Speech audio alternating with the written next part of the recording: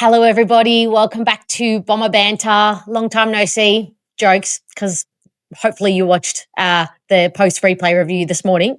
We're getting all the content in nice and early this week because, of course, we play Thursday night. So this is your FIONA'S forecast. Round 19 against the Giants. First time we've played them this season, and oh boy, I think the orange tsunami is going to be coming for us fast and hard this week. But to forecast it all, welcome Solution. Hello, how are you? How's your day been? Well, just like our football team, it is not going great so far, to say the least. How are you? You personally tanking? Well, my life is attempting to personally tank me, but I'm not making a conscious or subconscious effort to tank. But I tell you what, so this morning I'm trying to, not only did I have to do the post-replay review of that game, so it's already off to a bad start. But well, I don't know why you did that. God. Type A has to do everything to the letter. Brain over here. But the worst part was then I went to the supermarket to do my weekly shop, and I bought most weeks I buy cream to make my ganache for the week, and this week I bought four jars or tubs or whatever you plastic jars, and going back to the car, and this is not one word of a lie, to be 100%. Like, I'm not embellishing or dramatizing at all. No matter that you'll probably accuse me of my Italianness dramatizing the situation. But I go back to my car and I put my groceries in the front seat because where I park at home, that's my easiest avenue to get the bags out. So I put my groceries in the front seat. So I had 3 bags, obviously my own reusable bags. And as I'm opening the front seat and putting from trolley into the car, there's a woman in the car next to me getting a toddler out of her car who's having the biggest meltdown tantrum you will ever hear. He's screaming and crying. And then he as I'm going to lift one bag into the car, he yells out this, "You're a cow," to his mum. And I literally snorted and just laughing with laughter and turned my head. As I've turned my head, I'm simultaneously putting the bag onto the seat. There was also some bottles of sparkling water in the same bag that had the cream. The bag tipples over. 2 out of the 4 jars completely tipple over, hit the ground and open. The entire jar of cream, 2 entire jars of cream on the pavement and on my car. So that's fun. So I thought, all right, no worries. I go and put the cream bottles in the bin, can't be salvaged. At this point, I'm like, I don't have time. I'm not going back into the supermarket to buy more cream. 2 jars will suffice, right? I'm thinking, no problem. That's a disaster, but my footy team's going shit. Life is falling apart generally in my world. But you know what? It's fine. Still got 2. That'll be fine.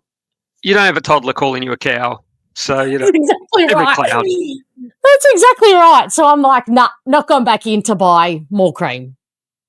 I literally get home, get inside with the bags, put the cream bag on my bench, turn my head to close the door, to close the fridge.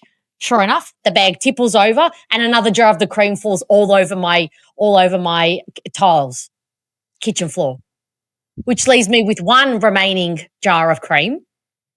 And you better believe that I am going to stretch that jar of cream because just out of principle, I am not going back and buying more cream for this week. It is not happening. So that jar and that ganache that I will make eventually had better stretch and get me through what I need for this week. So that's how my morning's gone. How's your morning gone? Yeah, my day's been pretty good. I mean, don't forget I'm captain positive at the moment. I don't know. Have you had a spiritual awakening or something? Like, where have you been? What's happened to you? I haven't had a spiritual awakening. I've just been applying logic to the situation of that football club. I see. This is your coping mechanism. When the chips are down, your attitude just changes. No. I mean, I've been podcasting since 2012. I've been accused for years of being negative. Don't forget, like, our podcast, we're the only ones not invited to media day. Not that I'm dirty or anything, but we're like the red-headed stepchild of Essendon podcasts. No one likes us, no one wants us, and we've been negative in the past. I've been negative. I'm positive for a reason, because I think there's a plan. I think there's a strategy, and this is what I want to table. I've been really thinking about it the last 24 hours.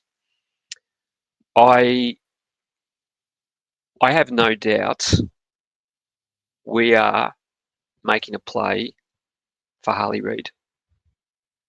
Ooh. Now, to clarify, you have no sources aside from the tomato kind.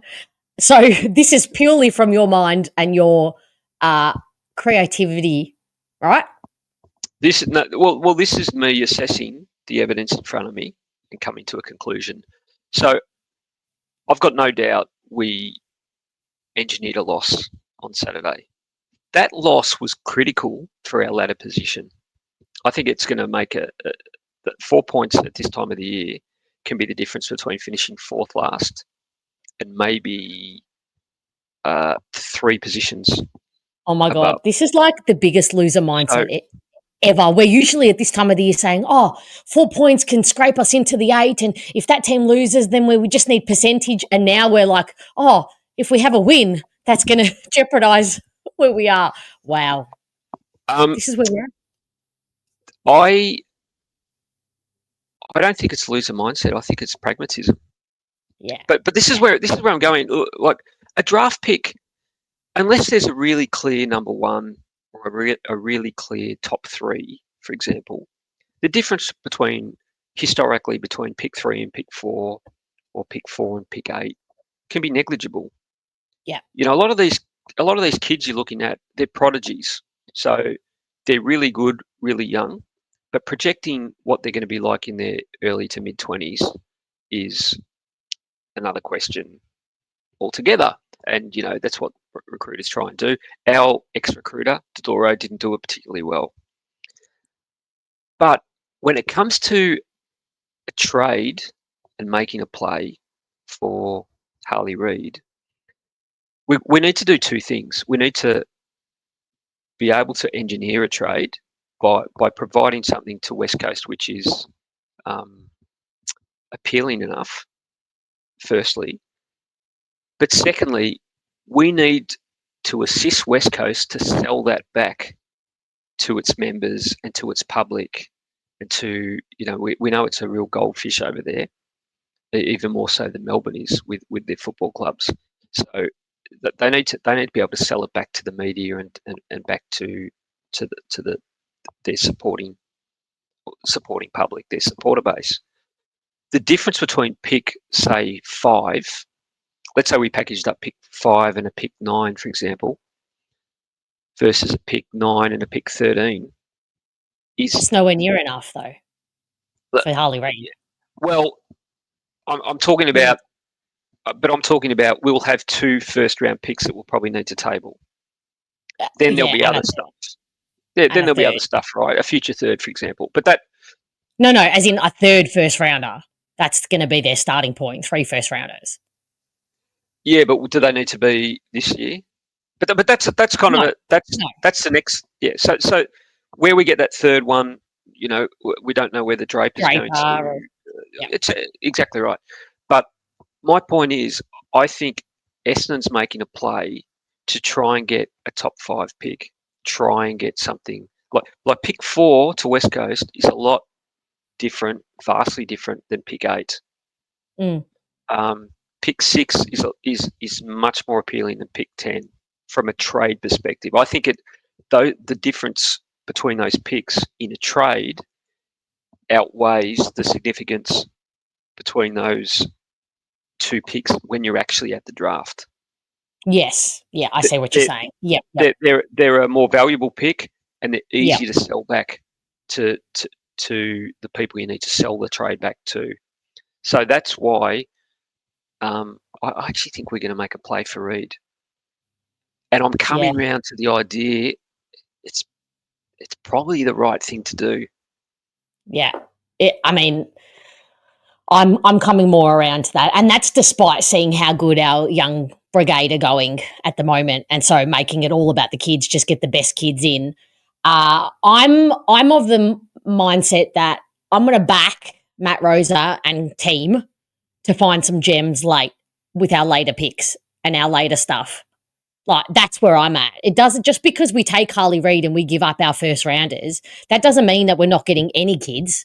We're still going to get kids, and we're still going to get, who knows? Like, you still can get really good quality talent in the second round and the third round and the fourth round. You just got to find them, and you just got to be really astute at locating them, basically. And then, of course, developing, et cetera, et cetera. But that's why I'm coming around to that thought, because I just think there are other avenues to actually get talent.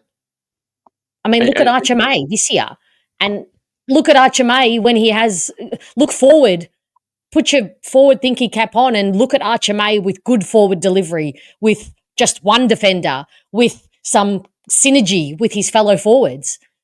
Give him those three elements, and that is a quality forward we have on our hands. So, that's why I'm coming around.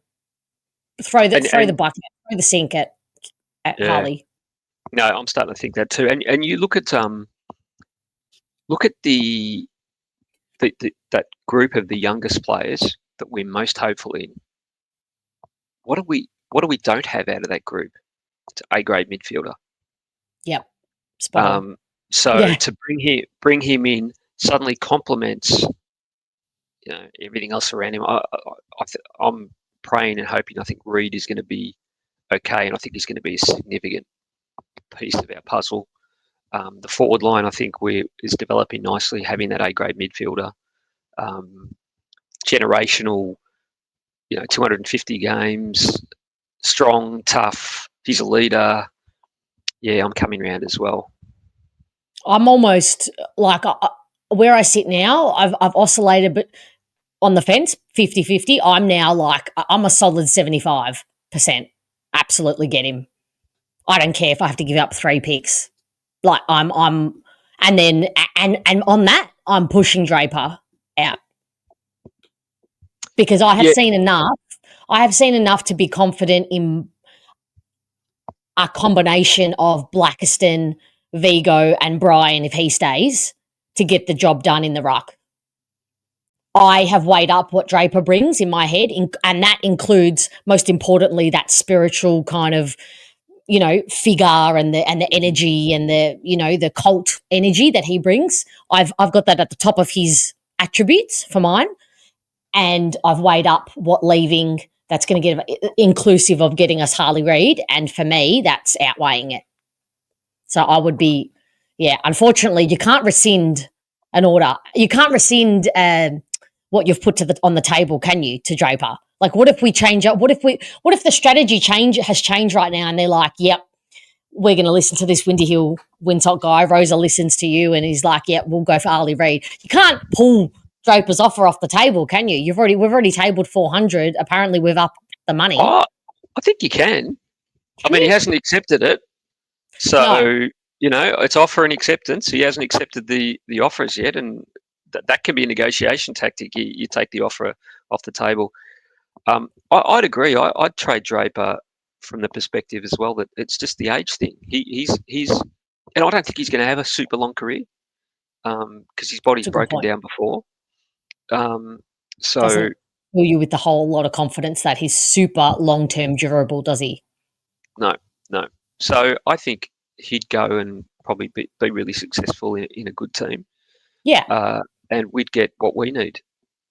And I'm not saying he's not a good player or anything like that, but just I'm looking the bigger picture, and perhaps if I hadn't seen Vigo, I would be, and that's off one game, poor kid, putting a lot on his shoulders, but I'm putting that as a combination, like with Brian and Blackiston shouldering quite a bit of the work in the interim until Vigo's ready to take a lot more responsibility. But I'm looking at the bigger picture, and you're right, his age, the midfield group, and I think I've swayed more to the 75. I've gone up on my percentage for Harley, just seeing how Parrish is being very not confident about Parrish, seeing how battered that Durham plays, and he's probably going to be getting lots of injuries across his career. Setterfield, again, not, his body's held up so great for most of the year, but now he's out with a foot.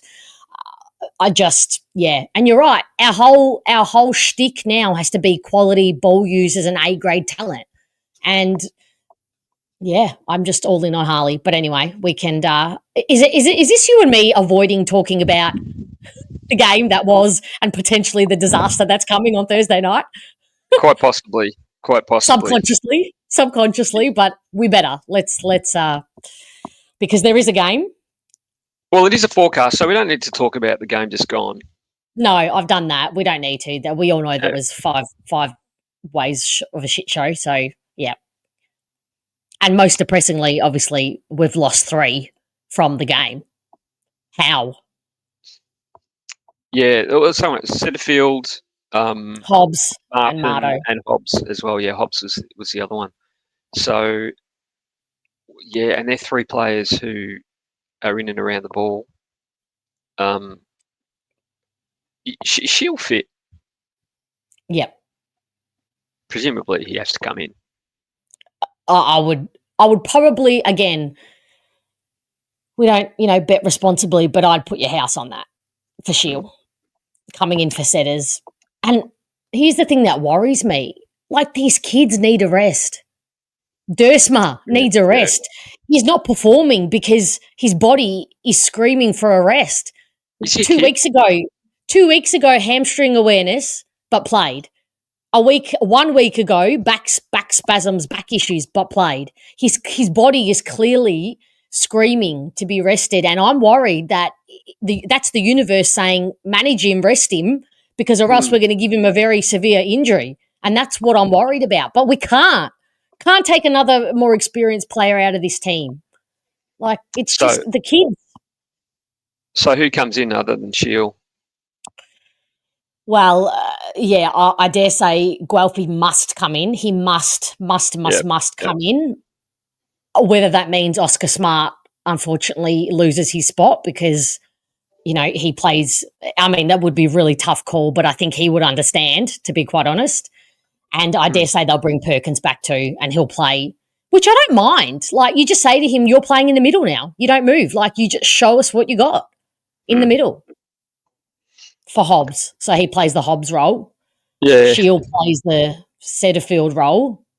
And Guelphy, this is the other thing. I'd really like to see Sard come in for Martin and be that rebound out of the 50, back 50, to give us a bit more drive and run. Yeah, he's fit. He played in the VFL and by reports had a good game.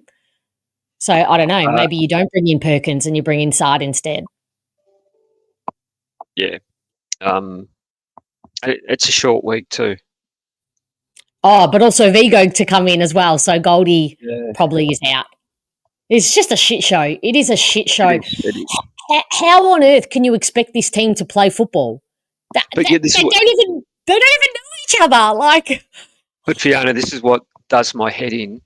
People complaining about Brad Scott. Yeah, true. And blaming coaches, and we need to throw out the coach. Like, honestly, judge him. By all means, judge the coach. I've been very critical of coaches in previous seasons, but do not judge Brad Scott on what happens Thursday night. Please. Yeah, oh, God. How can you? Like, I used this analogy a few weeks back, but he's got a crayon box, and Dave Barham and Craig Vozzo said, here you go, at the start of his tenure. But this year, the crayon box is empty. Like, it is every week, some crayons roll under the couch and go missing, and they're under the couch, TBC, to be confirmed for retrieval for weeks and weeks. And he has to field a team with just the crayons he's got in the box, but it's half empty. Yep. 100%. So it's, I mean, there'll be up to 5 changes. Like, there could be up to 5 changes. In fact, maybe the 3 coming out, maybe the 3 forced changes means they don't take out Goldie too, because then that is so young and inexperienced.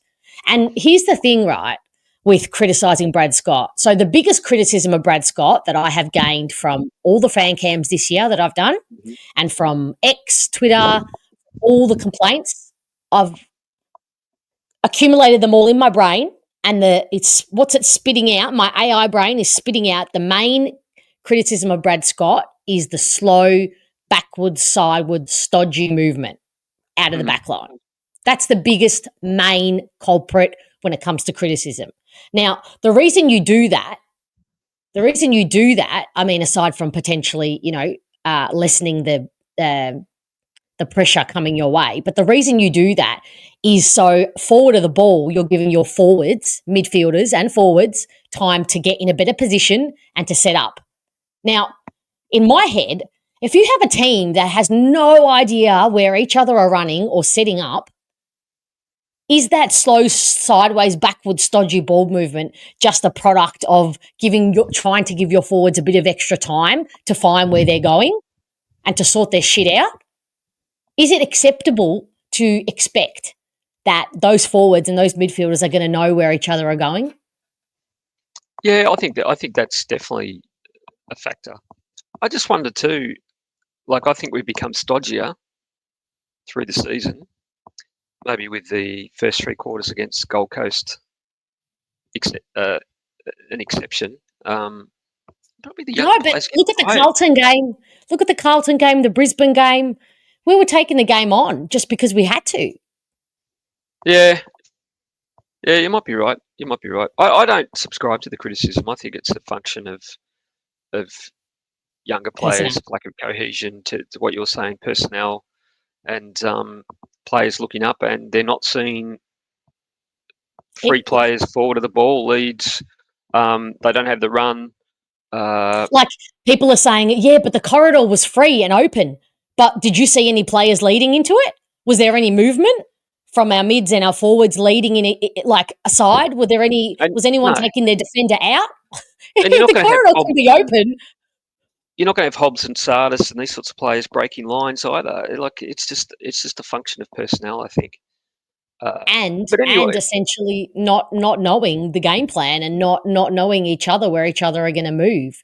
And yeah, you can say, well, that gives the defenders time to set up too and the opposition time to set up. Yeah, it does. But what's the alternative? Just give the ball back in our D50. Is that any better? And also wanting to tank. Wanting to get the best draft picks.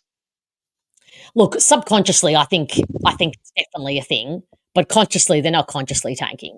It could be seeping in subconsciously, and I definitely think on Saturday night they thought this could be a game where we might be able to just plod along and maybe get a win for morale, and then the Martin news just absolutely, completely eviscerated that illusion because they were flat after that.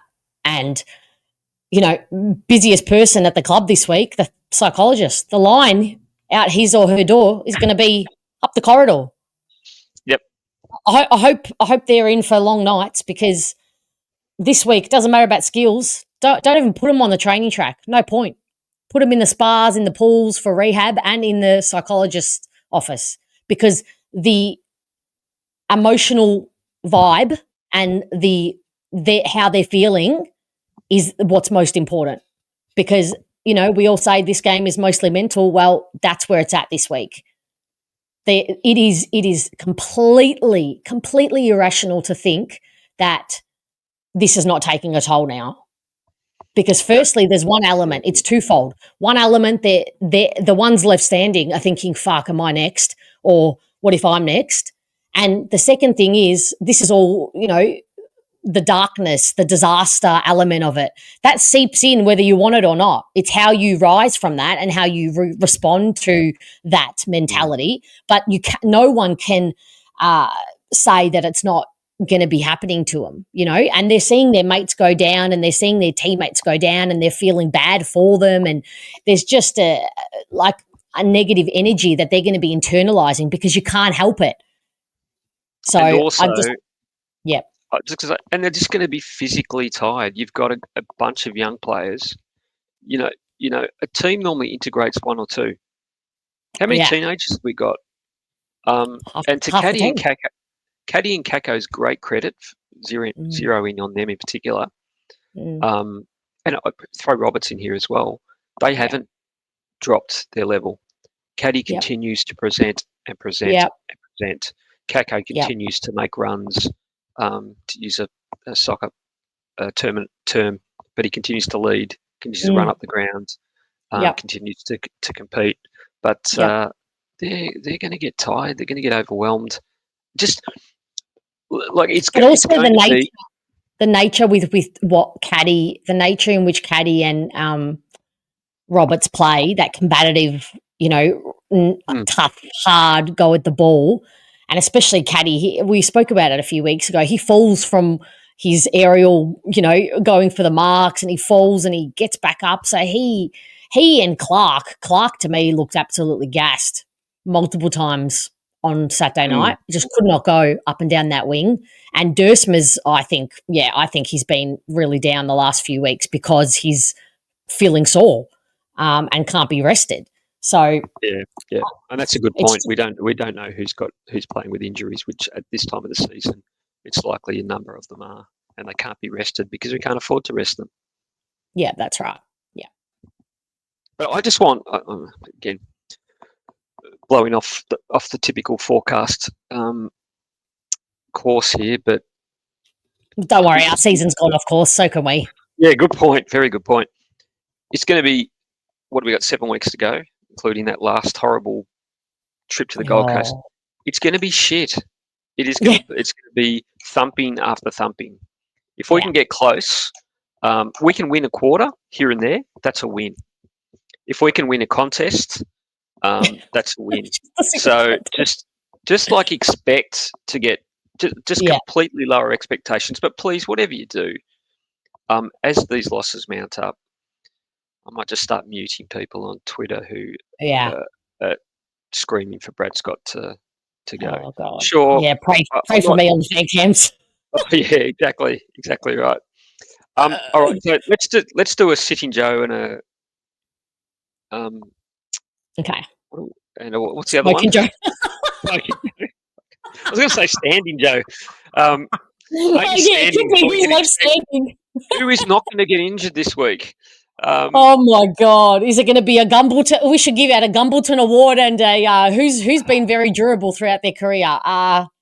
Andy McGrath, he's pretty durable. Or touch wood. I better touch all the friggin' wood now. Jesus. The Dustin Fletcher Award, maybe. Yeah. Okay. You got the smoking, so off you go. Oh, I love smoking. Yep.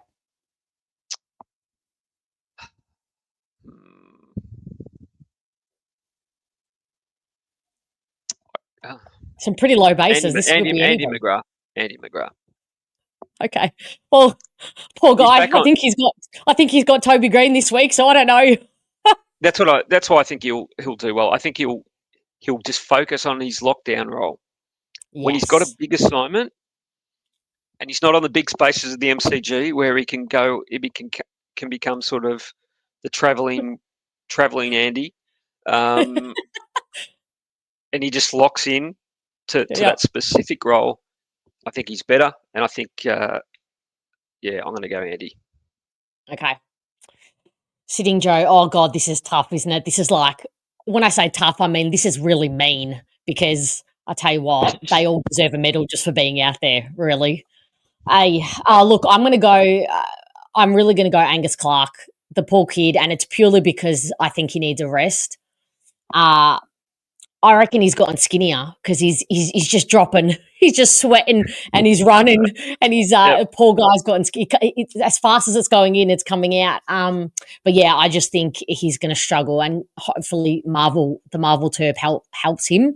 But the Orange Tsunami is going to take a prisoner out of him. I'm so sorry, Clarky. No, I think he's. Yeah, I agree. Who's the Houdini? Sardis. No Greshel Perkins to give it to. Sardis, possibly. Oof, that's tough. No, it would be tough. Probably Laverty. Yeah. Any other season, he'd be having a rest this week. Yeah. Again, tough because he's not up to it and he's out of position and out of not out of position, but he's out-bodied and understandably undersized.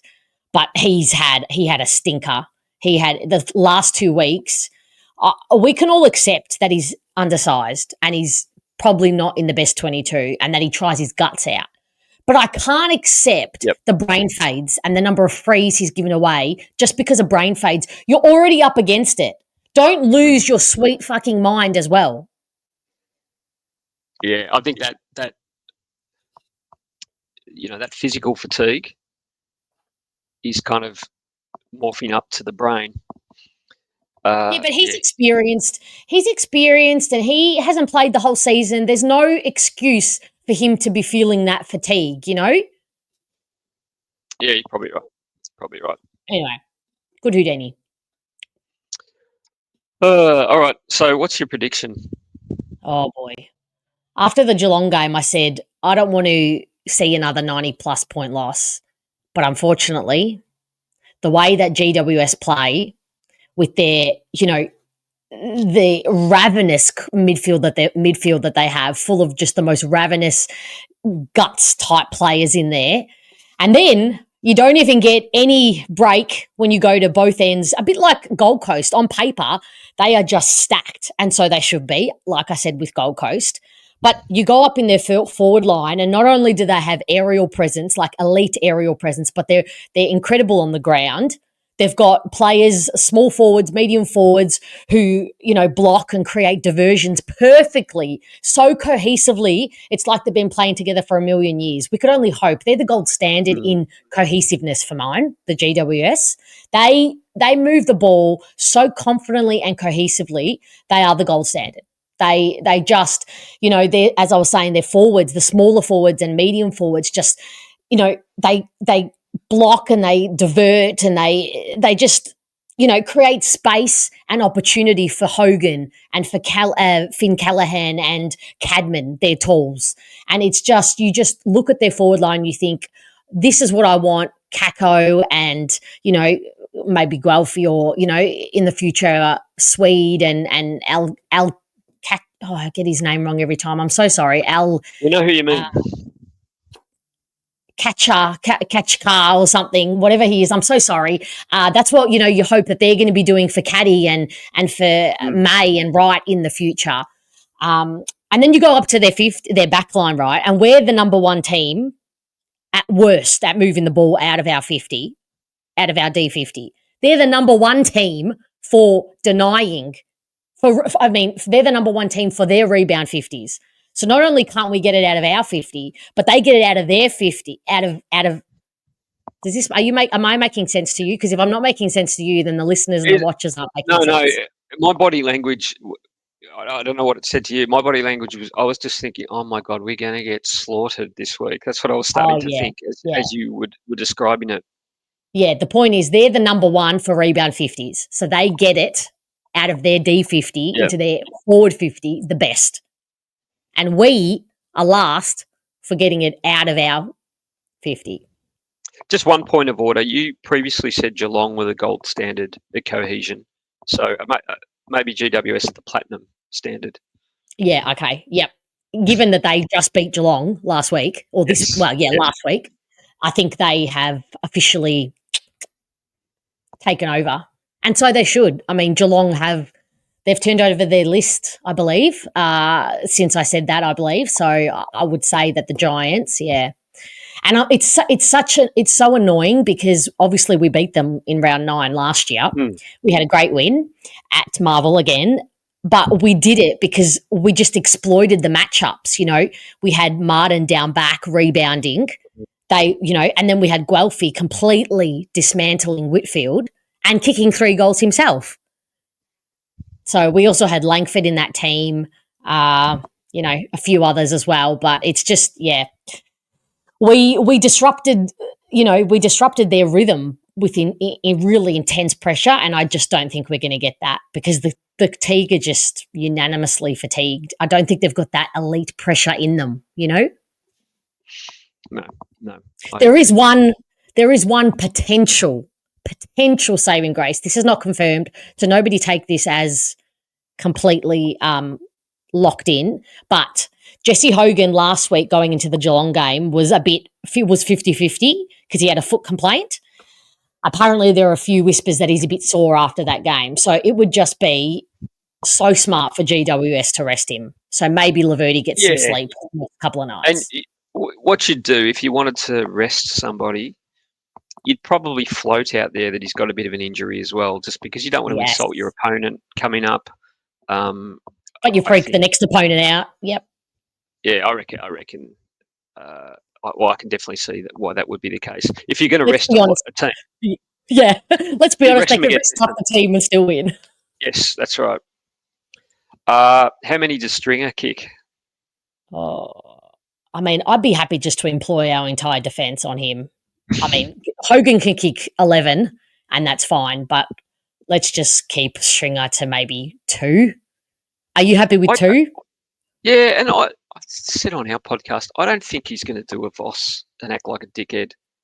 Oh, I think he will. What about Jake Stringer tells you he's not going to do that? I don't know.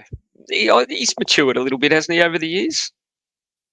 Off a very low base, base. As Amy, to quote Amy Santiago, you don't outgrow punk. Okay. Those Brooklyn Nine-Nine fans will know exactly who I'm referring to. Yeah, I didn't know who Amy Santiago is. She famously says, you don't outgrow punk. No matter how old you get, once a punk, always a punk. Who is she? She's an incredible character, yeah. And I actually see a lot of myself in her. But anyway, that's moving on. But that is, in terms of Stringer, like what his personality absolutely says he's going to act like a complete another idiot. Right, him and Laverty are going to have that many jumper punches. Agree. One of them's agree there. And put in Roberts. Add in Roberts there. They're going to be fighting over the one brain cell they have between them, I think. But let's see.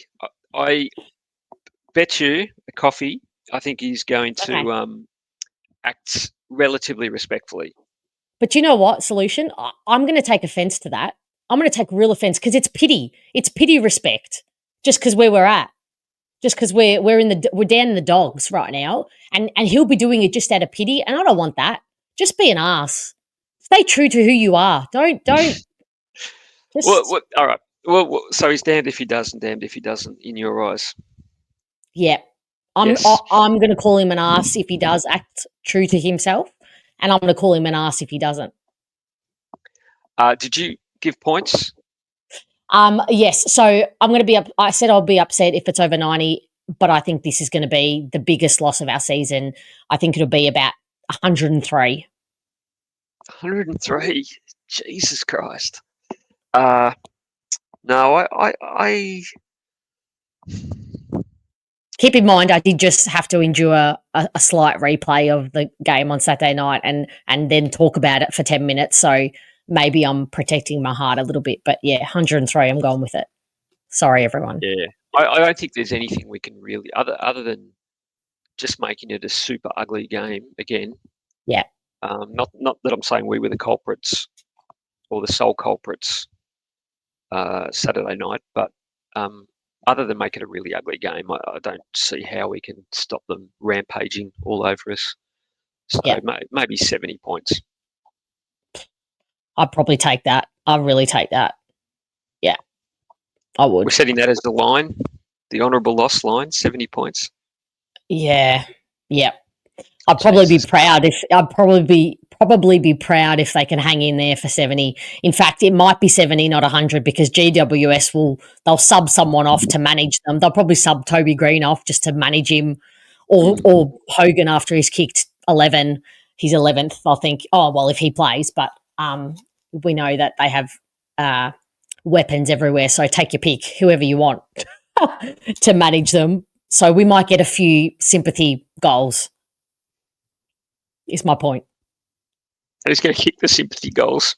I don't even know if we've got players that can capitalise on the sympathy.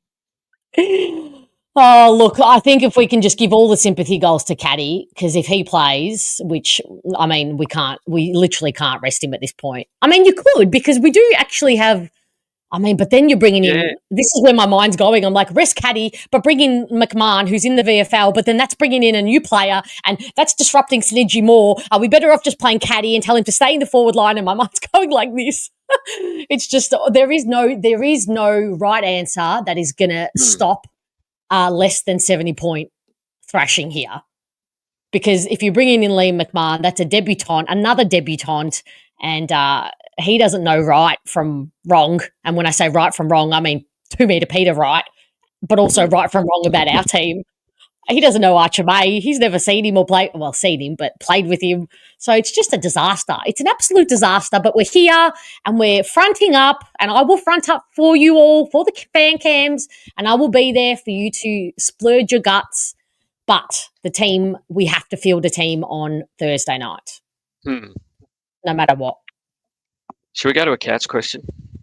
Is that going to make everyone feel better? Might make the person who asked the question feel better. Now, I've prepared. Okay. I've got the question ready to go.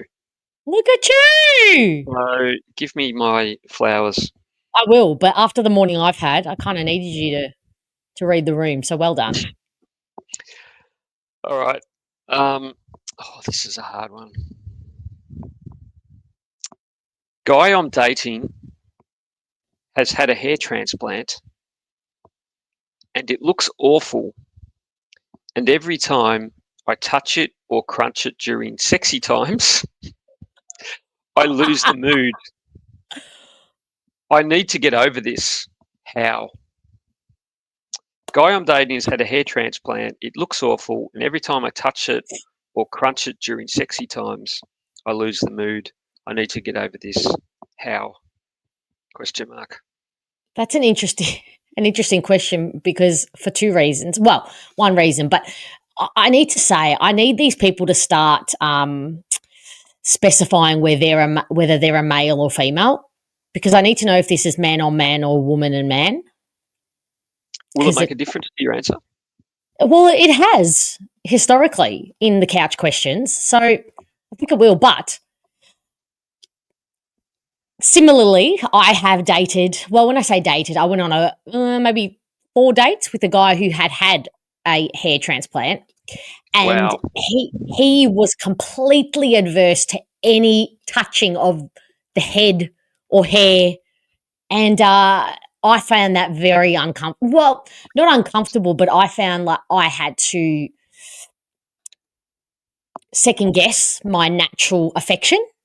Was it a transplant or was it just like a raccoon stuck on his head? What's the difference? Like plugs. Is that a transplant? Hair plugs? Yeah, I guess so. Plugs are actually inside rather than something that's like stuck to you. Oh, yeah. Yes. No, it wasn't like a piece that was stuck to his head. He actually had like needles going in. He showed me all the pictures like of him recovering. It was You look like a doll. You know how those old dolls would have their hair. Yes, he did. He absolutely did. Okay. He absolutely did. And the whole head was bruised and bloody and purple in the recovery. And I found that really hard because I was second guessing my affection and where my hands would go during affection. And so I did find that very difficult for intimacy purposes. So I do understand this woman or man's. I guess I would say if you really like him and you feel, energetically that he ticks a lot of your other boxes in terms of, we don't keep checklists, of course, but, everyone has their own internal checklist, and your gut is telling you that, sure, he could really be the one. And I guess he's hitting all your marks. If that is the one thing that is the roadblock for you, I would say that's probably not a good enough reason to end the relationship. That would be my that's my gut feel.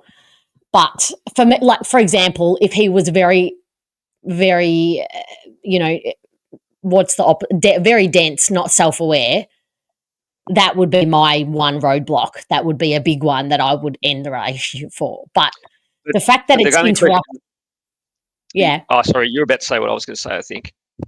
I was going to say the fact that it's interrupting your ability to enjoy or be present during intimacy, I think that's not a good enough reason to end a relationship. You need help knowing. What I would say is, expect that it's going to be there. Expect that it's going to annoy you and it's going to be a thing. It's going to take up space in your mind, the fact that he has that. And maybe you're going to have to be a bit more conscious about where your hands go. So, like I was, you just don't go there. Just don't touch his head. Touch the back of the neck, the shoulders.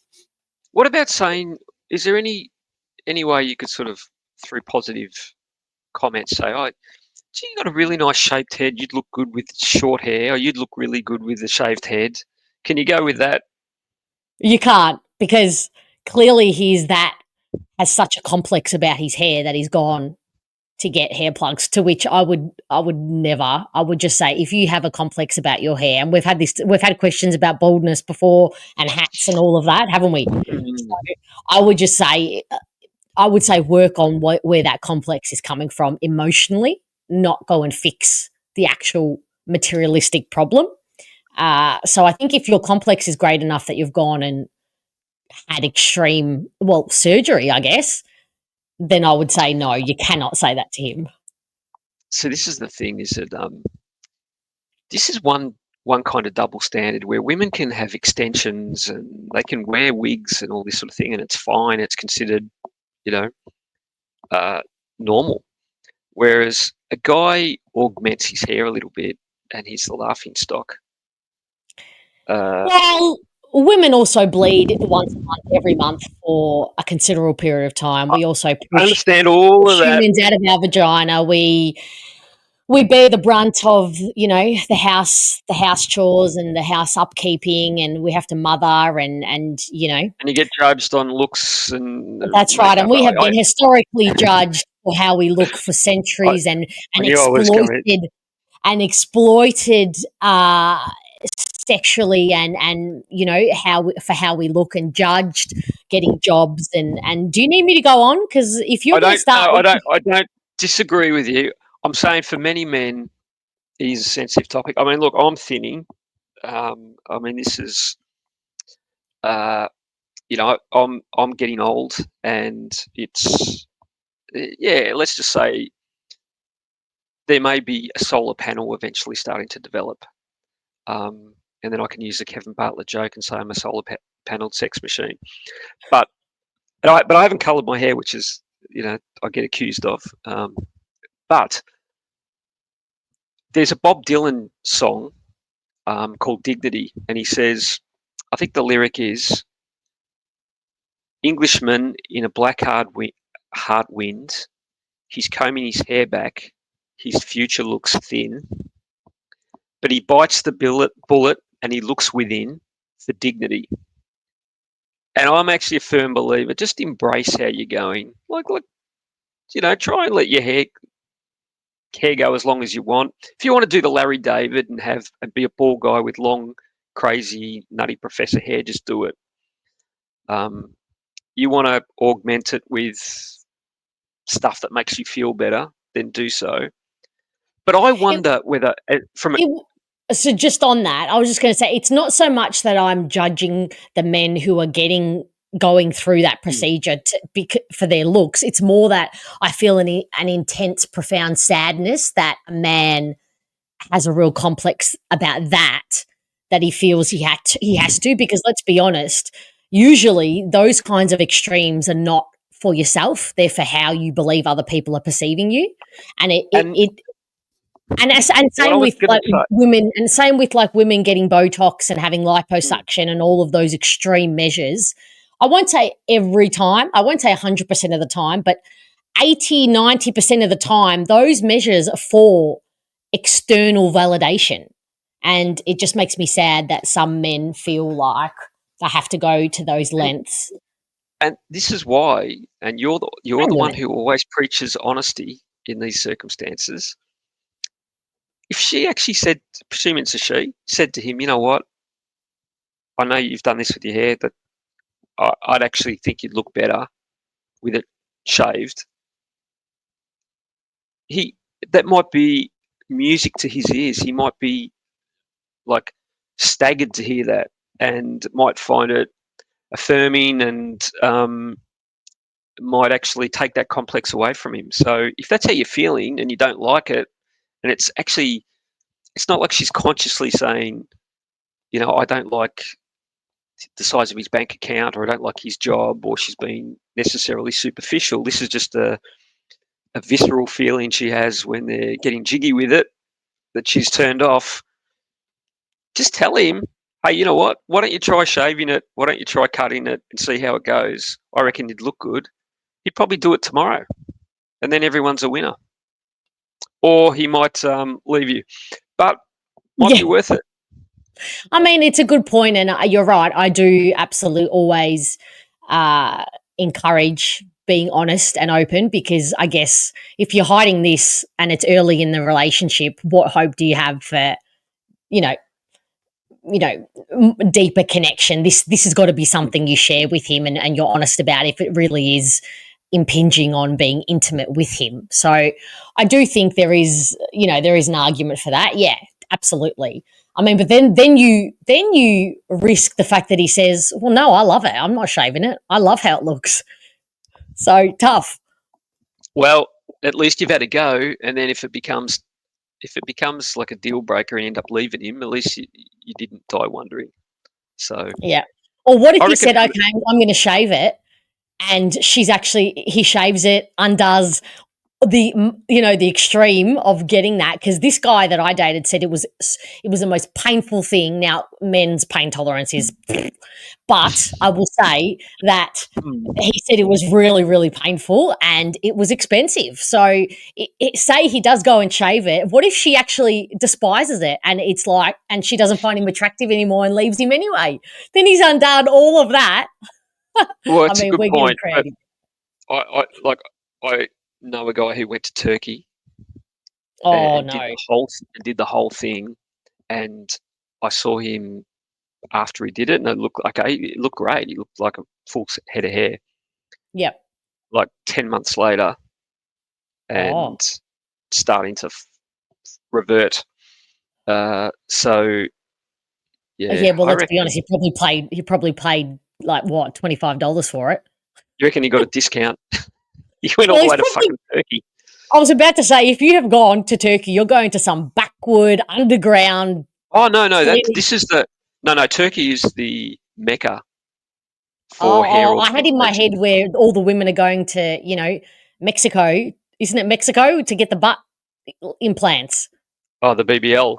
That's where I went for mine. But